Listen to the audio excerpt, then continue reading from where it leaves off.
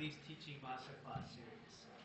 My name is Hassan Khosravi and I'm an academic with Italy and also the coordinator of the program. The aim of the series is to provide a venue for inspirational teachers and successful ones to share their wisdom and help us all better prepare for teaching the digitally minded, join us, students of the 21st century. If you would like to present a masterclass or you would like to nominate an inspirational teacher to do so, please contact me using my email or using the available forms that are available on the website for the series. If you have a QR code reader, you can just scan that and that would be the website. Just a quick note on the upcoming masterclass. That's going to be the next one, which is going to be on teaching writing, and it's going to be presented by Associate Professor Rosalind Petzler. We'll be sending out an invite later in a week or two, but if you want to have it in your calendars.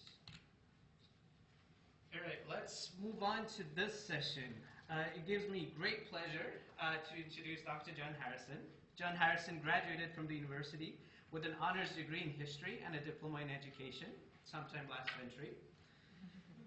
He was fortunate to have among his teachers in the diploma in education people such as the legendary assessment guru Roy Sandler, who exercised a lifelong influence on his approach to teaching. After several years teaching in Queensland High School, he moved into journalism, first in print, and then subsequently into television and radio at ABC. In 1991, he was awarded a PhD by the University of Queensland by his thesis on Joe Beakley-Peterson at Political Culture of Queensland.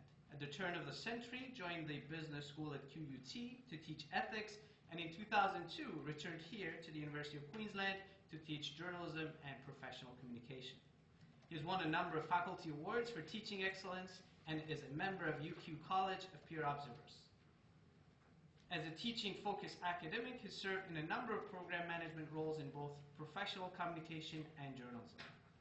His current research, a digital humanities long-form journalism project, which runs from 2016 to 2022, is to work with Indigenous people of the western coast of Cape York to tell their stories of 2 centuries of interaction with extractive industry.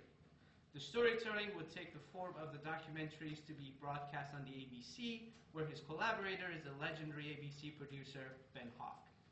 Outside UQ, he is best known in the community for his participation each week in the Hidden Persuaders panel on Steve Austin's morning program on ABC Radio. Please help me in welcoming Dr. John Harrison.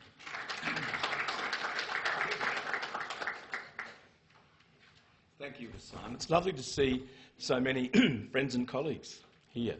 And I actually am really nervous about the whole idea of a masterclass because, well, for this reason. 20 years ago when I left the ABC, my last outside broadcast had a crew, not a cast, but a crew of 23, 2 Pantechnicons and 3 trucks. And that was just to produce an hour of television. These days, you can very, very easily produce an hour of television with an iPhone. Just one of you. And so that sort of transition, the democratisation of video has been one of the really interesting things that I've observed as a broadcaster over the time of my career. Another quick anecdote. I can remember getting into the lift with my head of school then, my then head of school, Michael Bromley, who was a Fleet Street hack. I mean that as a compliment. And we got in the lift and Professor Michael Kenninger, who of course, as you know, is an architect, got into the lift with us. And we were redesigning the journalism school facilities. And Professor Kenninger said to us, oh, I just had so-and-so from such and such, and he mentioned a particular part of the university, which no longer exists. And he said, oh, they've been to see me about the concrete floor for your television studio, about how we actually make sure you get it flat. Because when you've got cameras on the floor of the television studio, you've got to make sure it's perfectly level. We said, what do you mean, television studio? We said, Mick, these days, we can actually produce the 7pm news in the lift with the sort of technology he's got. He said, oh, really? Oh, I need to talk to you about that. And so we did, which was very fortunate. So let me fiddle with the technology and then get into doing 3 things. What I want to do, I actually want to talk to you about the rationale as to why on earth you would ever decide to make your own videos. Okay? and why you do that. The second thing I want to do is to actually talk to you about some technique stuff, about technique, and then I also want to give you the opportunity to ask questions and to have some input. And I'm getting lost here, Hassan. Where did I go? Bring up the same. Did you integrate the? Yeah. Oh, aren't you clever? So all I have to do is go down. Oh, look at that. So I've called this from the lounge room to the classroom. You'll see why in a minute. Because actually I'm going to use a case study which I've really, what I think is actually a typical sort of video sort that we might end up producing. So, in broadcasting, in video, in television, you always start with the audience. So I want to ask you, I don't want you to tell me, I want to ask you, do you have in mind a particular project that you want to do? And if you do have a particular project in mind, I actually want you to apply what I'm saying to that project. As we go through the processes, I want you to be thinking, well, how does that apply to what I want to do? Or what I think I'd like to do? All right?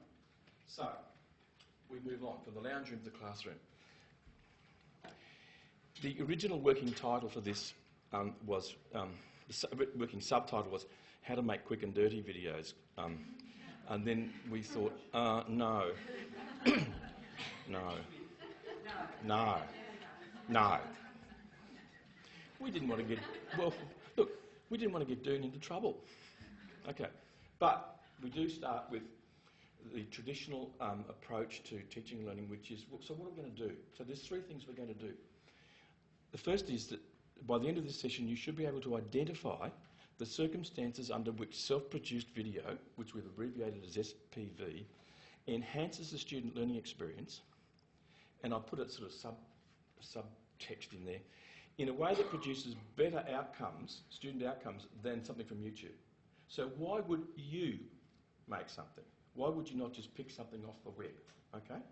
So, and I want you to identify the circumstances under which option B is better than option A. You doing this stuff, because as you'll see, this is in one sense very, very easy, particularly if you have a 14-year-old in high school, but it can also be very frustrating and time-consuming, and I'm going to try and show you some shortcuts. The second thing I want you to do is to analyse the necessary steps in the conceptualisation and production of self-produced video. So what do I have to do? How do I actually go through the process in such a way that I actually don't sacrifice my Tier 1 publication record in the cause of producing video? And the third thing I want you to be able to do is to be self-reflective and to critically evaluate your own capabilities and the resources required for you to produce video material. So, look, is this really something that I should do? Is this something I want to do? Is this something that I can actually avoid doing? Structure for today, three parts. First part is don't just do something, sit there. Okay? Don't rush in and make it. Think about it. And the second thing is don't just sit there, do something. All right? That's the production part. The third thing I'd like to do, I'd like to spend probably the last 15 minutes of our time together in dialogue with you about what you see. I mean, I make all sorts of assumptions about what you want to do. You know, we actually didn't do a pre-test, if you like, as we should do, a pre-test of what it is that you know and what you think your capabilities are and what your interests are. We didn't do that. And, you know, Royce Sadler would be very disappointed if he thought I was not doing pre and post testing. Rationale. So I guess the first question is, which I've already asked you, who of you have come here today with a specific project in mind? Can I actually get you to do a quick straw poll? Who's actually got a particular thing in mind? And who's just, I was going to say who's just here as a spectator, but that's not right. Okay. All right, okay, that's good. So 2/3 of you have actually got something in mind. Right, now, in what domains are we trying to work? Let me go back to my training. I have to say that as valuable as doing a PhD here was, doing a diploma in education for me as a teaching-focused academic was one of the most useful things I've ever done. And I'd encourage those of you who haven't, is the graduate certificate still with us? No. Okay. So, but I would encourage those of you who do have a commitment to teaching to think about some formal professional development in the whole area of teaching. I found my DBED to be enormously valuable in helping me particularly in journalism, where you sometimes need where spelling is important, and etc. What are you trying to do? So I've actually just picked up the old taxonomies of the cognitive, affective and psychomotor domain, and I've said, what are we aiming for? Are we aiming for things on Bloom's taxonomy, which runs from understanding to creativity? Are we aiming for attitude change? That's the affective domain. But are we aiming for skills development, or are we aiming for a bit of each? You really need to be absolutely clear and unambiguous about what it is that you are doing before you even put pen to paper. You've got to be able to answer that question, because otherwise you'll end up with essentially confusion. You'll actually get into the production phase and say, oh, why am I doing this, or what should I do next? So that's really quite core. As we say to the undergraduates, that's the take-home message. Okay, now, so the first question you ask yourself... I didn't understand the question. So what is actually the question? Like, in the sense that I don't understand what the difference is between these two things. And So what I would suggest you do is you go to Google and you look at cognitive, affective and psychomotor domains, and they'll actually explain to you the way in which you construct learning aims and learning objectives. Okay, so you need to be able to identify for yourself, in the first instance as the teacher, what are the objectives of what you're trying to do? Because as you'll see when I show you the case study, there's actually a real split between working in the cognitive domain and working in the affective domain when you're using video, because of the nature of video as a medium. Does that answer your question? well, I guess I have to look at Google. Yeah, well. Because one of the things that we say in journalism is don't read everything you read on the internet. Just as a piece of advice. Yeah. Okay. So the first question to ask is, does it already exist? And so, is there stuff? So I'm teaching. I was going to say I'm teaching encryption at the moment. I'm teaching about encryption at the moment in my course. For those of you who don't know, I actually teach the capstone course in media regulation, law and ethics to journalism and professional communication students. So encryption is actually a very important part of that. And I found a 4-minute video on encryption. So that means I don't have to go and rethink all this stuff about encryption. It's there, I can use it, it's usable, it fits my purpose. Okay, so it already exists. So I can then think about what is the unique proposition that I bring in terms of adding value. The other thing I've done here, I've actually shown you my Vimeo site. I wouldn't use the word channel. I just upload any stuff I make, just upload it to Vimeo and then give the students the URL. That means I don't have to sort of... I have to be careful how I say this. It means that I'm not... all I have to do on Blackboard is to put a URL and nothing else. And that has its advantages for a whole range of reasons. So, does it already exist? So don't be afraid to see whether it already exists. Vimeo, I mean, YouTube's the sort of default thing. Vimeo has a lot of terrific material on it as well. There are probably other sources of material that you can get. So I would be encouraging you to have a good look around, again, as part of this process of, do I really have to do this? Okay. So the other thing is to repurpose existing stuff. So we had Luke Harding, who's the writer for The Guardian, who wrote the book that was the basis for the script of the film Snowden. So Harding was here flogging the book, and we had a session with him at the Writers' Festival. And we videotaped that semi-professionally and then used excerpts of that, sort of broke that down into little bits. And we call that repurposing. So again, it already existed, but in another context. So we actually just pulled that down. So think about those sorts of things as alternatives to making your own video. I'm actually really trying to talk you out of doing this. Okay. Now, let me talk about what I call customary lengths. The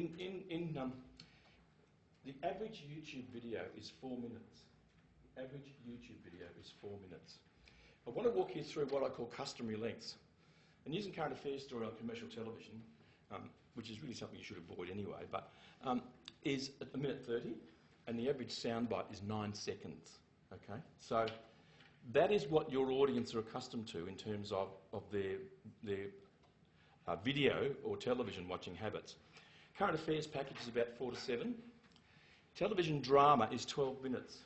So television drama programs are broken up into 12-minute components. So if you watch Neighbours, the segment will run for 12 minutes. Does anybody know why it's always 12 minutes?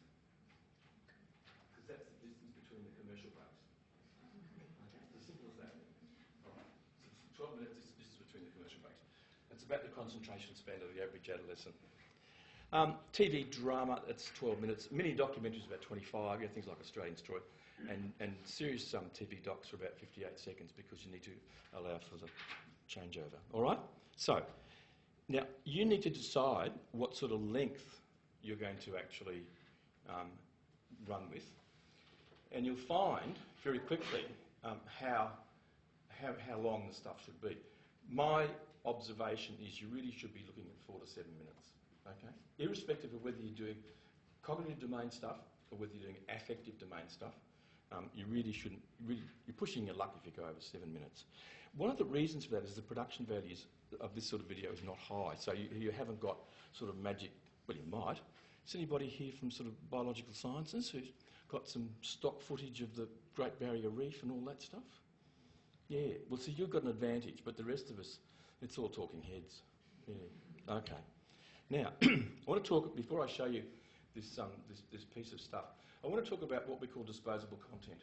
So, in the good old days, when television was based on film, it was just so expensive that we had to make it really good, and we had to make sure that it would last forever and all that sort of stuff.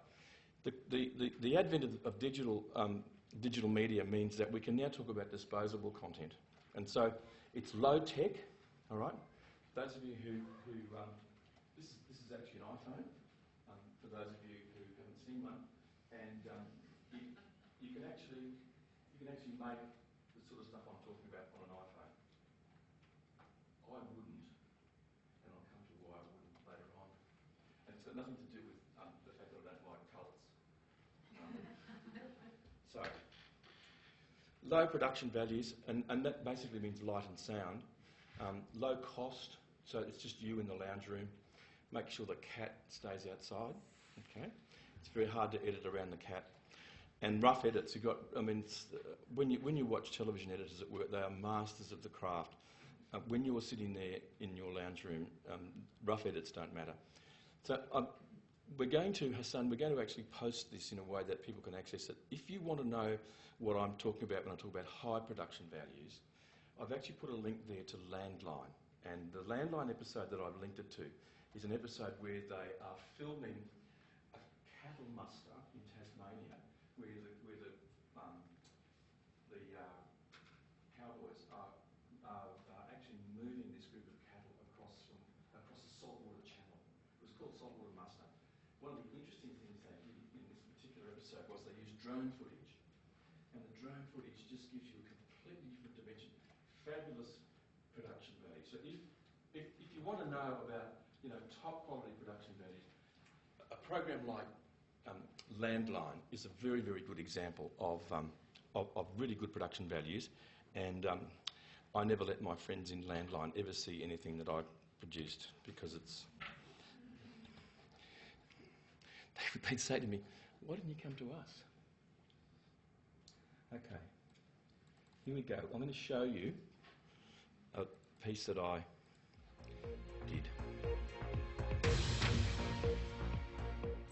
Hello, I'm John Harrison, the course coordinator for Communication and Accountability. I want you to imagine this. A friend of yours has been killed in an horrific accident, and this has been reported in the newspapers, on television, and on online news sites. In reporting this story, journalists have used photographs from your friend's Facebook page. Is this okay? Are Facebook photos public? Are there laws and rules governing what media organisations can do with such photos? Should they have pixelated the photo? Does her family have any rights in this matter? Can they ask that the photos be taken down from the online news sites? What about news organisations outside Australia? And now that your friend has died, what happens to her Facebook page? All these questions, and many more, are addressed in our course, Communication Accountability. The basic question that's addressed in this course is, how are communication professionals accountable for the content that we create and distribute. And so we look at things like what laws govern communication practice, what codes of ethics, codes of conduct, codes of practice set the standards for our practice as communication professionals. What government agencies have a say in what we produce and how we circulate it? What about copyright? How do we properly acknowledge content that's created by others? And what about practical things like taking photographs, places like South Bank or shopping centres? Is that okay? Not only do we look at Australia, but we look at countries overseas as well. And so you'll have the opportunity to look at ways in which communication professionals in your country are accountable for the content they produce and distribute. I look forward to seeing you in the classroom.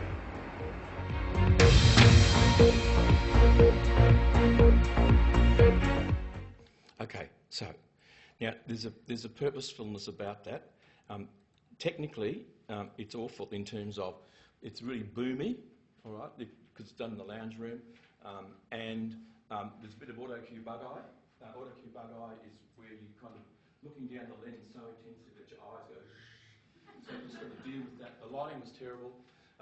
Doesn't matter. The audience for that particular piece of work was my postgraduate class in law and ethics. It's called professional accountability. So you're sitting there in Shanghai and you're saying, I've got this course in professional accountability. And it was actually sent out a month before the class began, and it was completely in the affective domain. It was designed to motivate these young people to feel comfortable about the course that's got a shocking title. I mean, we're working on the title. We're going to call it Sex, Lies and Videotapes. And the interesting thing was I got some responses from that from the students. I wanted to make particularly international students for whom there's about 2/3 of the class are international students from East Asia. Really wanted them to get a sense of comfort. I wanted them to see my face so that that I was actually really a nice man. All that sort of stuff. And so it was all about creating a dynamic, very atmosphere. Now, there's a level of content in there. I did it with questions. Very text intensive. One would really like to have less text intensivity in that. But what I tried to do was to run a YouTube video in the background, and the soundtrack from the YouTube video, I actually pulled it off separately because otherwise it would be booming like my voice, and I actually then added the soundtrack on after I'd had that YouTube video running in the background. So the other thing is that all of the text stuff was just PowerPoint slides. Okay, really quite simple. Half a dozen PowerPoint slides. So let me now move on. So low tech, low production values, light and sound, low cost, rough edits. Case study. Let's move on. Technique. Believe it or not, there are videos on YouTube that tell you how to make a YouTube video. Don't be afraid to use them. Some of them are very, very good. Okay. So the first thing that you're going to think about is actually scripting. All right.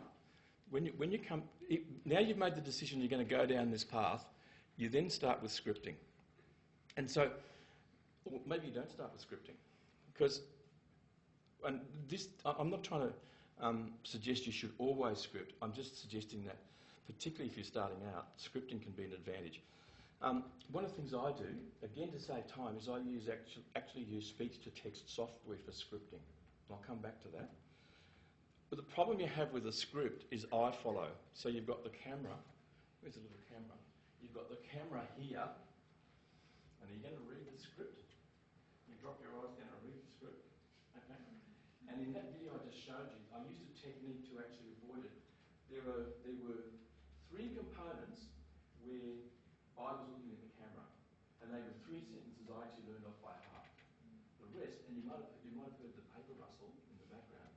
I used the PowerPoint slides as overlay, and I actually read those questions. I had the script underneath, and I had it in 24 point.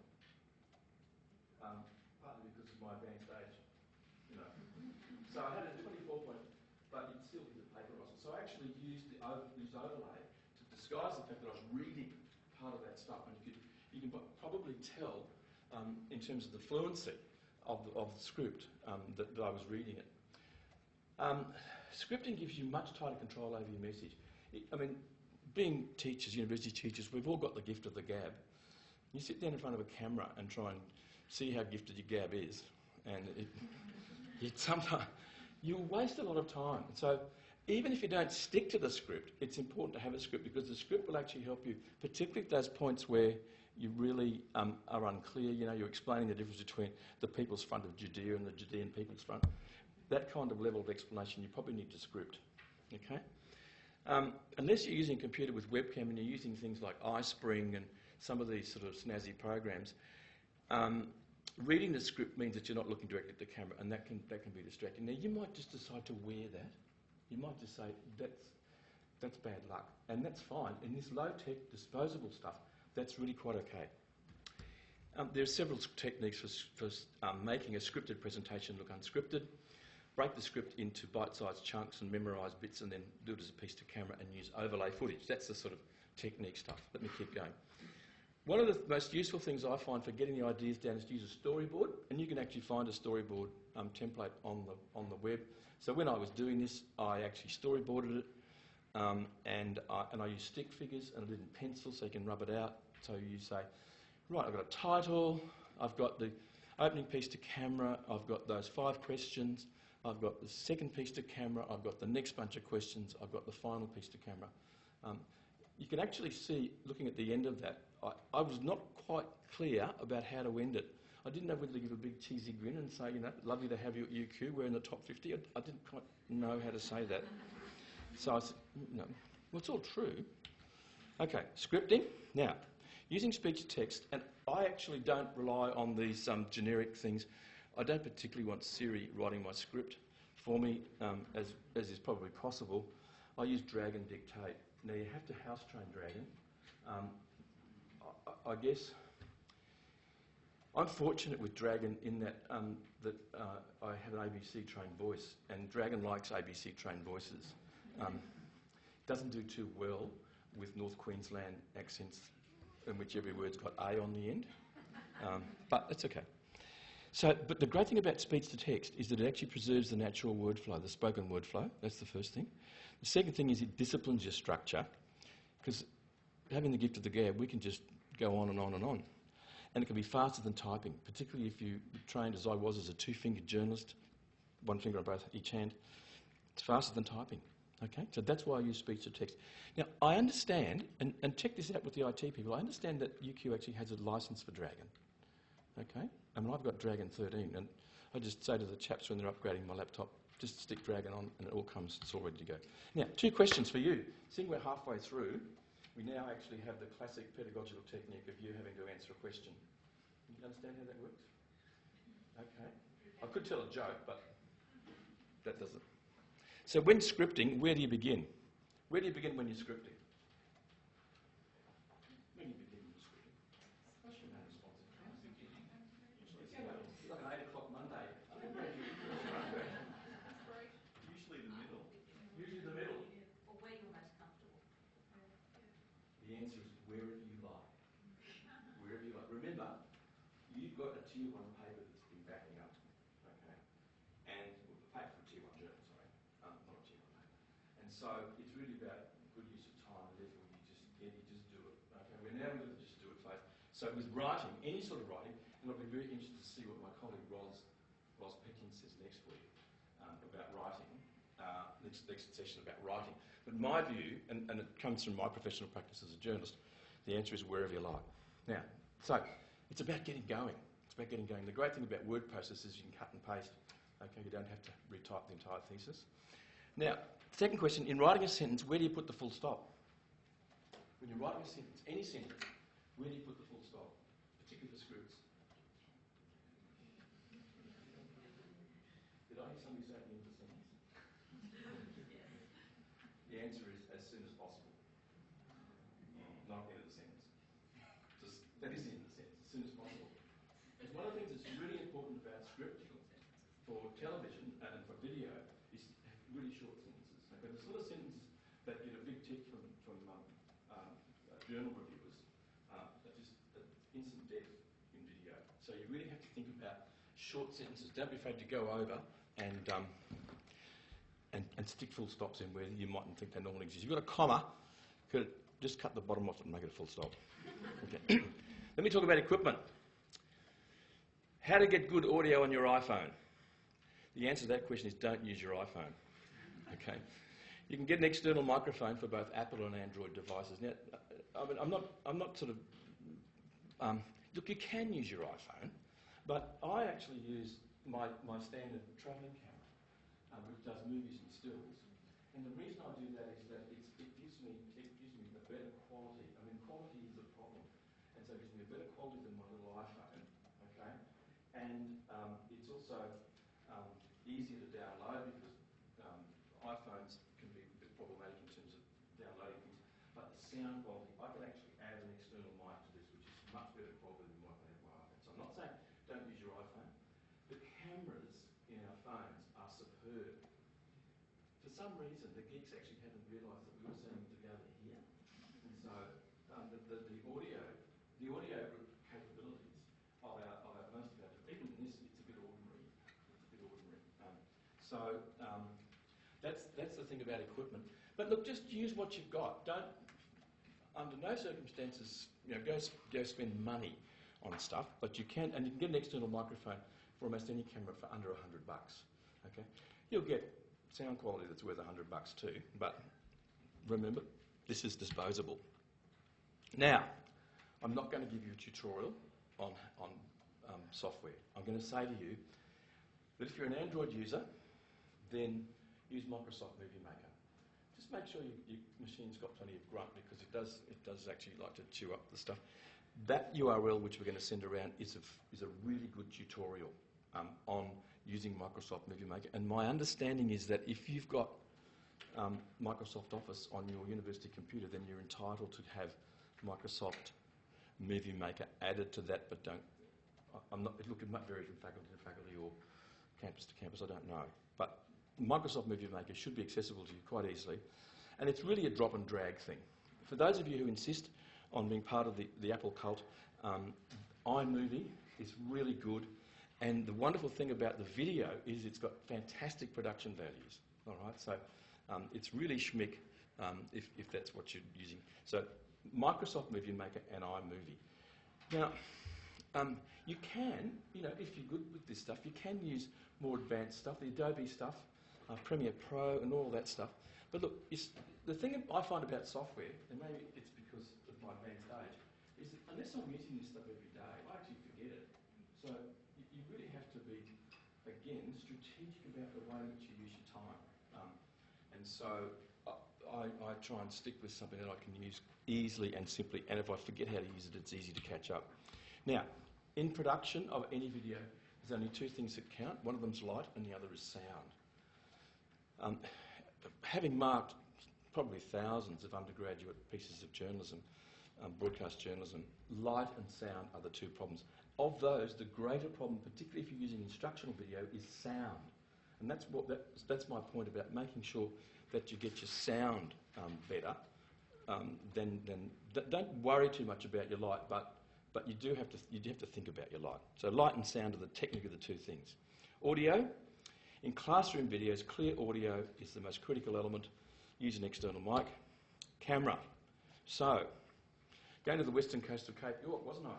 Okay. But because we were flying Coconut Airways, we only could take 5 kilos of baggage with us. So we either had to take our sunscreen and our hats or our tripod.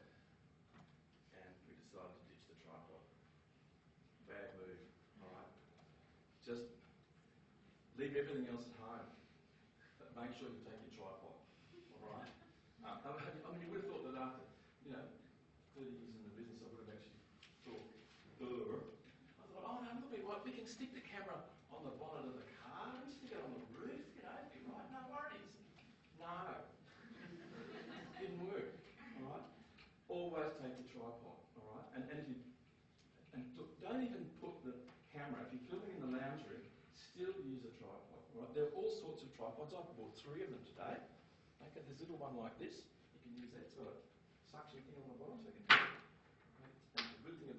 think you've got a spirit level in there. All right. And where's the other little one? It's gone walk about. Oh, here it is. So this one can also do all sorts of things. You can look sideways and upside down. You must use a tripod. Okay. That's the only basic rule. You must use a tripod. No other rules. You must use a tripod. Okay. Handheld cameras are for award-winning cinematographers. All right. And Channel 9 footy. Pictures are more important than words. Okay, that's why you're making a video, because if the words were more important than pictures, you'd be making a podcast. And that's one of the decisions you make. Should this really actually be an audio podcast rather than a video, piece of video? Is it quicker? And Audacity is the quick and easy software to use if you're actually just doing it as a podcast. Now, the hardest part of video recording is to make sure that your eye line and your camera are in alignment. Now, this has actually got a broken leg, or a crooked leg, so I have to take it over to physio. But you've got to make sure that that's still a bit low. So I've got to put that up a bit higher, all right? So you've got to make sure that your eye is directly in front of the camera if you're looking down the barrel, all right? So the piece that I showed you before was all looking down the barrel. That's actually quite a terrible technique. The other thing you can do is a technique where you sit off to one side and you pretend to talk to someone. Okay, so let me tell you about what's really good about my course. One of the things we're going to do is have a look at you have that imaginary conversation. All right? Get a stuffed toy and put it there, something like that. So that video is really quite important. Now, so you might wonder, how does Barack Obama stand up there and address the multitudes, word perfect speech, and go, He's got these two auto cues, which are transparent auto cues, which have got the same text on them. Now, you're just not going to have access to that. But I thought if you know the text, you think, why doesn't my video look like Barack Obama's speech to the... Why is it more Trump than Obama? Okay. Cue cards. That's the other thing you can use. And you have to write big. You have to write in big letters on your cue cards. You can actually have the cue cards behind the camera. You have to set up some sort of blackboard, some sort of tripod arrangement. But use the cue cards. Cue cards are very, very common in television to actually help the presenter. Instead of an auto cue. Auto cues are very expensive and you need an operator for an auto cue. So. Can I just say something? There's an app for an iPad, for instance, a teleprompter that works really well. An app for? A teleprompter. I use it for an iPad. For your iPad? Yeah. And you use the camera in your iPad? No, I just use it. I have the camera filming. Okay. So how do you deal with the eye contact problem? You can set up so it's aligned. You align it, okay. But the teleprompters, there's some you can buy and they're more fancy, or you can use the generic ones, but that saves writing things on. Yes, it does save the cue card, yeah. Absolutely, yeah. And look, the technology's going to get better. We're running out of time. Free stuff. Okay, let me tell you about free stuff. Who wants me to talk about Creative Commons? Okay, a couple of you, right. Creative Commons is a way of actually getting free stuff, fee-free content that you can use. It's a fee-free attribution. You have to attribute the material. Now, surprisingly, there's not a lot of Creative Commons video around at the moment, but yet it's coming. There's a link here to the Flickr page. Now, Yahoo runs a site of photographs called Flickr. Flickr, the photographs there, they're to die for. And you can actually click on Flickr and it will only deliver you Creative Commons licensed photographs. So that's free stuff. It will also give you video, but as I said, there's not a lot of video on Flickr, and that will grow, all right? How many people are familiar with Flickr? Okay, about half of you. Right, Flickr, fabulous source of really good photographs. So these two photographs I pulled down from Flickr. There's a photograph of the current President of the United States, and there's a photograph of a cyclone. I'm sure you know the difference. It's a NASA. It's a NASA photo of Cyclone Debbie. And so one of the things that's happening is really clever government agencies are abolishing the old Crown copyright stuff, and NASA now makes all its stuff available in the public domain. All atmospheric science or climate change denial or anything that you're teaching can be done. Now, free sound. And we will again give you these URLs. The reason we haven't given you a list of URLs is in case some of the discussion brings out some of the URLs that we want to add to the list. This is a peer-to-peer site, and you can get the most wonderful sounds. You can get steam trains, you can get lyrebirds, you can get all sorts of sounds that on free sound, and these people are obsessives in terms of they will actually tell you exactly where it was, what time of night it was, what part of the forest it was that they recorded the sort of the birds chirping and all that sort of stuff. Okay, so and that's how it comes. You log in, register, download, and it comes down as an MP3, and you can just add it in to your thing. Free music. Now, YouTube, bless them, actually provides really crappy free music for you to for you to add to your video, so you don't again have to see. It's about time. If you have to, please do not use your favourite Adele piece as background, okay? Because you'll get a takedown notice very, very quickly if you do that. But free music on YouTube. Cartoons. Now, then there are some people like, this is a quick example, Peter Nicholson is a cartoonist who actually makes his cartoons available with just attribution. So he does a cartoon that's published in the Sydney Morning Herald or some other quality newspaper. And so here's IS Public Relations Unit. That's a fairly recent cartoon, September 1914. And so on his webpage, Peter Nicholson spells this out. All I want you to do is to attribute it to me, and you can use the cartoon. Okay? Finally, presentation.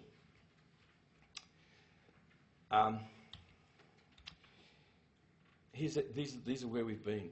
Can you identify the circumstances under which self-produced video enhances student learning, as far as you're concerned? Could you now, for me, analyse the steps in the conceptualisation and production of this stuff, perhaps with the help of the PowerPoint? And will you be able, given it's Friday afternoon, will you be able to critically evaluate your own capabilities and the resources required to produce self-produced video? Now, at the risk of doing a bit of pop psychology, I see my colleague Kelly is a psychologist. Emotional intelligence is required. There are only two emotional intelligences required in this sort of stuff. One of them is patience, and the other is practice. Okay. If you haven't got the patience, don't bother. And if you're not going to practice, don't bother. Okay. So, your questions. We've only got 5 minutes, unfortunately. Questions? Thank you.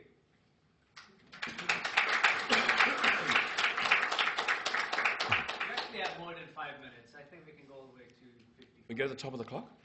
Oh, wonderful. Yes? Just in terms of writing scripts, there's an app called the Hemingway app. It is absolutely brilliant. And so when you Does it convert your prose into Hemingway type prose? it's pretty good. Okay. So what you do is you go onto the Hemingway site. You can pay for the app, but you can just go log into it. And it codes it in colour so that you cannot understand this passage and all that.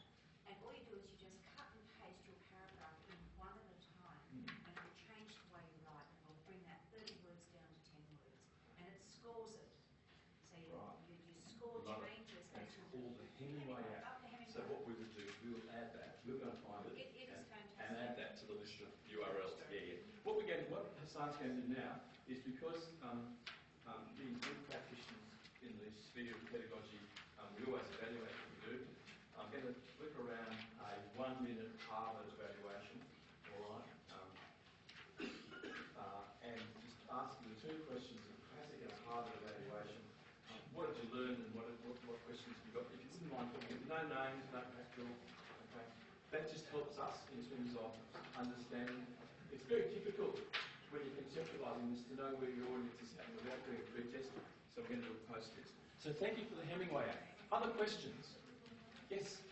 So I want to make a video of a lab demonstration. Use that apparatus without my face in it really. Yes. What is the problem doing that? How do you do it all with no sound and then go over it afterwards? No, it's also asking chemistry.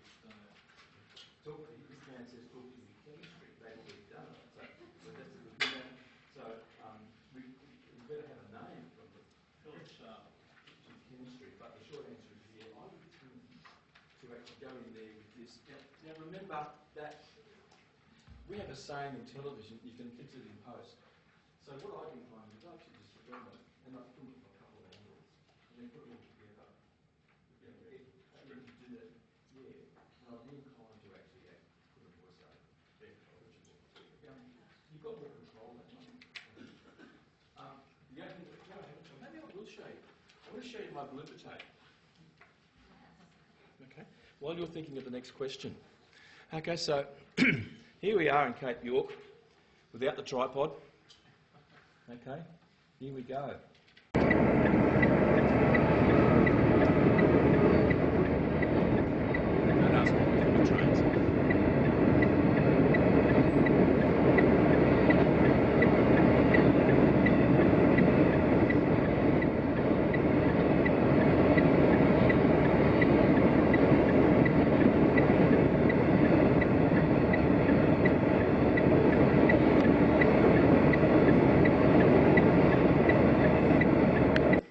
What did I do wrong?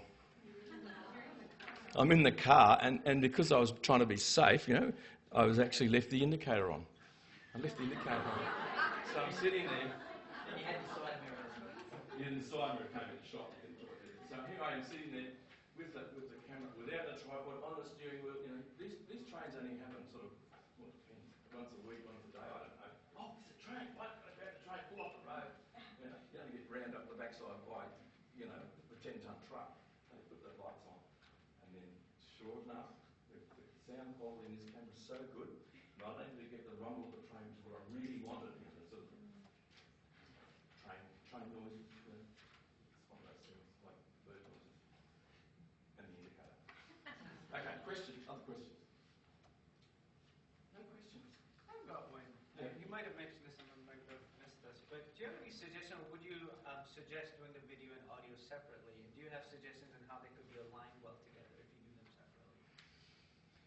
We actually do that as a voiceover in afterwards. So, see what the case that we're talking about here was there's no sound attached to your lab, is there? So you're going to actually explain what's happening. Well, it would be actually very noisy in there, so I need to get rid of that. I need to Oh, drop that's it sort of aside. like- So I'm not expecting lots of wood for it, so I need to make it quiet. So let me say what I did with that, not with the blooper tape, but with the other one.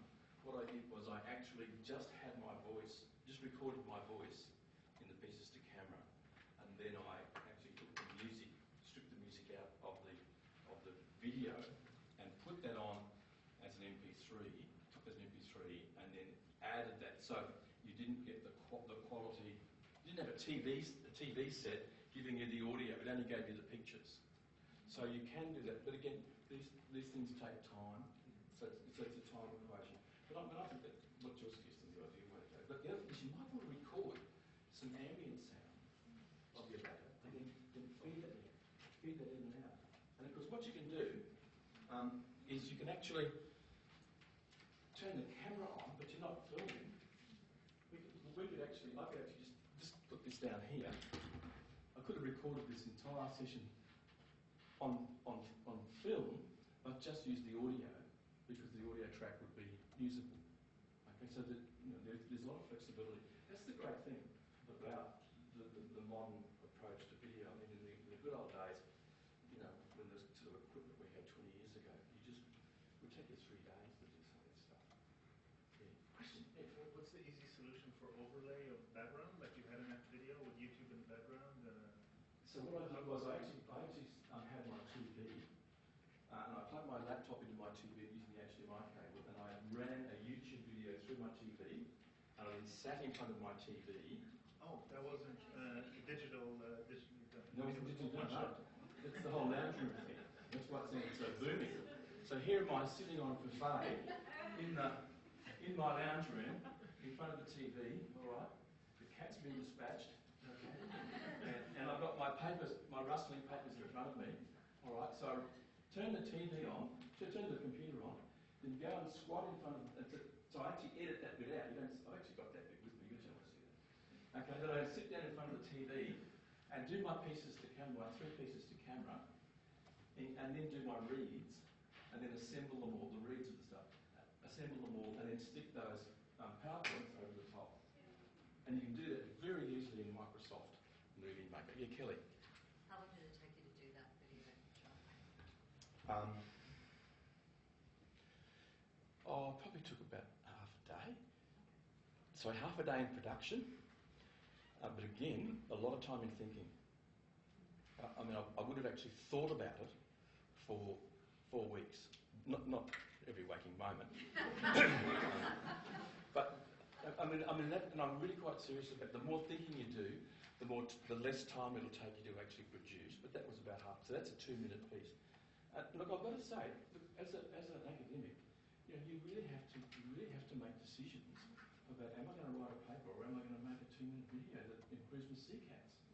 Depends, whether your CCATs are crap or your research scores are crap. Yes. Just another bit of Yes. information.